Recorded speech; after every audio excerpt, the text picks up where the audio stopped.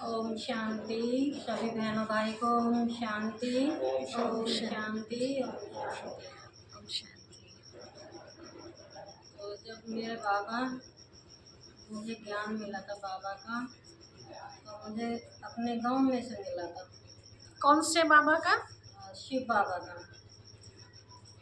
तो जब शिव बाबा का ज्ञान मिला तो एक पड़ोसी हैं, उन्हें भी पहले से बहुत बहुत ज्ञान मिला गया था। तो मेरी बहन चलाती ज्ञान में, वे बोली आप सब तो तुम बहुत ही याद कर लेती बाबा को, बाबा के बन जाती है वो लोग, तुम क्लास करो, 7 दिन की क्लास है। तो वो मुझे ले गई अपने तीनों बहन के पास। तो वहाँ मैंने बाबा की दृष्टि ली, और बाबा जब मुझे दृष्टि ली मुझे बहुत ही अच्छा लगा।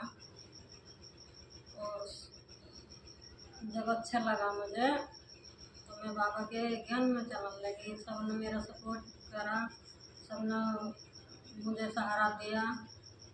मालूम कौन से गांव से ज्ञान मिला आपको? मुझे मेवा गांव से मिला। जब मैं ज्ञान में चलने लगी तो मेरी भावज बोली अब तो दीदी न कहाँ खाना वाना बनाओगी, तो वे मान जाएंगे, तुम्हें तो फिर प्याज खानी पड़ेगी।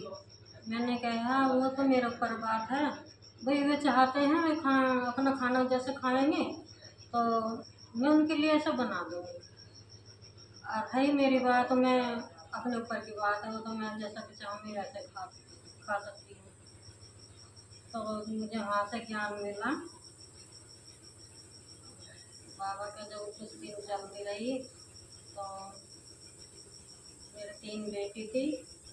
अब ये कहने लगे 3 बेटी हैं, आपको भी सही ओम शांति का ज्ञान ले ली, इनका क्या होगा। मैं कहने लगी बाबा का ज्ञान में सुनूंगी, और मुझे बेटियों को भी दोहरा जाना मुझे। तो बाबा से मैंने कहा बाबा इतने में यहाँ से कहीं नहीं जाऊँगी, इतने तीनों बेटी की शादी ना हो। तो फिर चलता रहा ऐसे ही 8-9 साल, 5-6 साल तक चलता रहा ऐसे ही। तो 6 साल के बाद बड़ी लड़की की शादी हो गई थी।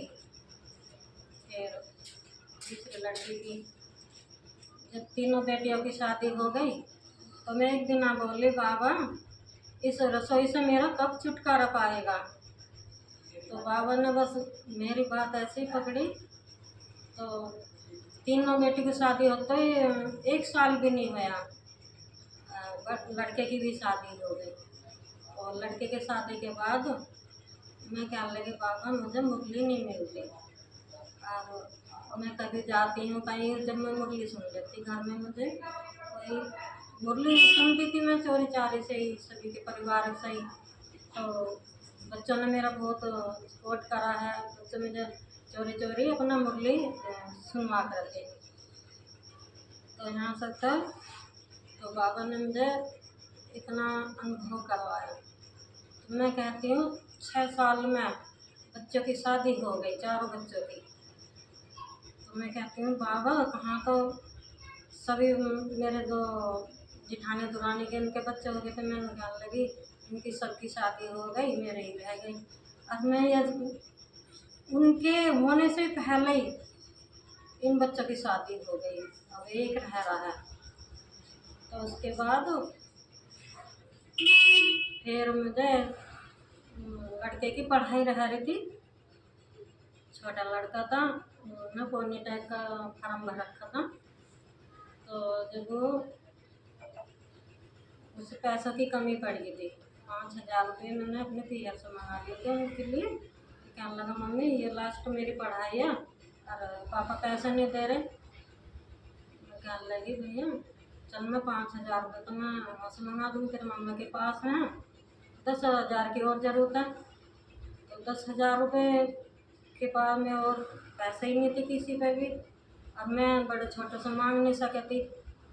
अच्छा मैंने फिर बाबा से कहा कि सोई बाबा 10,000 रुपये की ज़रूरत है, मुझे नहीं पता कहीं से भी करोगे, आप ही करोगे, इस बच्चे की पढ़ाई पूरी करो। और बाबा से मैं कह के सो गई। तो सुबह ही उठ के मेरा ना बढ़िया दिन आया, बहुत अच्छा।